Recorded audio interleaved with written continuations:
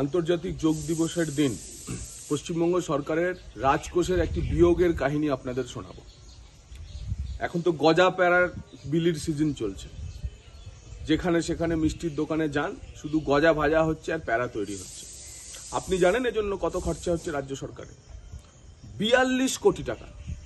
ইতিমধ্যে গতকাল পর্যন্ত 32 কোটি টাকা বিভিন্ন জেলা শাসক এবং কলকাতার পুর কমিশনারকে দেওয়া হয়েছে। নবান্ন থেকে নির্দেশ দেওয়া হয়েছে আরো 10 কোটি টাকা দিতে হবে। রাজ্যবাসীকে জগন্নাথের মহাপ্রসাদ হিসাবে 42 কোটি টাকার গজা এবং প্যারা খাওয়াতে চলেছে রাজ্য সরকার। ডিএ নেই, শিক্ষকদের চাকরি অনিশ্চিত, গ্রুপ সি গ্রুপ ডির ভাতা বন্ধ হয়ে গেল। চরম যখন এক অরাজক পরিস্থিতি, আর্থিকভাবে দুর্বল। ইতিমধ্যে 4000 কোটি টাকা এই মাসেই লোন নিয়েছে রাজ্য সরকার, তার মধ্যে 42 কোটি টাকা শুধু গজা এবং প্যারার জন্য। শুনলে আরো আশ্চর্য হবেন, কারা দিচ্ছে জানেন এই গজা এবং প্যারা? কারা বিলি করছে? হিটকোর ম্যান্ডেট কি? টোকেন, অ্যাপ্রিসিয়েশন এবং অ্যাওয়ার্ড, এই হেড থেকে এই টাকা দেদার জেলা শাসক এবং পুর কমিশনারদের দেওয়া হচ্ছে।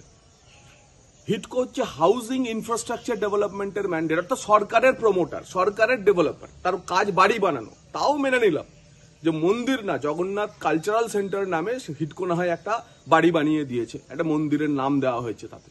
কিন্তু গজা প্যারা কি করে বিলি করে হিটকো? হিটকোর ভেতরের আমলারাই অত্যন্ত ক্ষুব্ধ এই ঘটনায়। কিন্তু মাননীয় নির্দেশ, হিটকোকেই গজা প্যারা বিলির টাকা দিতে হবে। এবং হিটকো কোথা থেকে টাকা পাবে? তারা সরকারের থেকে টাকা চাইছে, এরোড থেকে, এরোড ফান্ড ডাইভার্সন করে এখানে ওখান থেকে সেই টাকা টাকা দেওয়া হচ্ছে এবং বিলি করা হচ্ছে। এই রাজ্যটা রসাতলে গেছে। আমাদের প্রশ্ন, হিটকো বলুক এই 42 কোটি টাকার গজা প্যারা বিলির টাকার ম্যান্ডেট তাকে কে দিয়েছে, কোন সরকারি নির্দেশ তাদের আছে, এবং তাদের যে কার্যপ্রণালী, তাদের যা কাজ করার জন্য তাদের যা আইন সিদ্ধ যে কাজ, তার মধ্যে টোকেন, অ্যাপ্রিসিয়েশন, অ্যাওয়ার্ড দেওয়ার নামে গজা প্যারা বিলি তারা করতে পারে কিনা, তাদের গুণমান পরীক্ষিত হয়েছে? আমরা জানি যে মুর্শিদাবাদ সহ বিভিন্ন জেলাতে যে মিষ্টির দোকানগুলোকে এই গজা প্যারা বিলির জন্য বরাদ দেওয়া হয়েছিল, তাদের কারোর ফুড সেফটি লাইসেন্স ছিল না। অর্ডার আগে দেওয়া হয়েছে, পরে 24 ঘন্টার মধ্যে অ্যাপ্লাই করিয়ে তাদের ফুড সেফটি লাইসেন্স নেওয়া হয়েছে। আমরা এ নিয়ে বিশদে আরো আসবো, গুণমান নিয়ে আরো আসবো। কিন্তু একটাই প্রশ্ন, যে 42 কোটি টাকা হিটকো কিভাবে গজা প্যারা বিলির নামে বিভিন্ন জেলা শাসক এবং পুর কমিশনারদের দিতে পারে?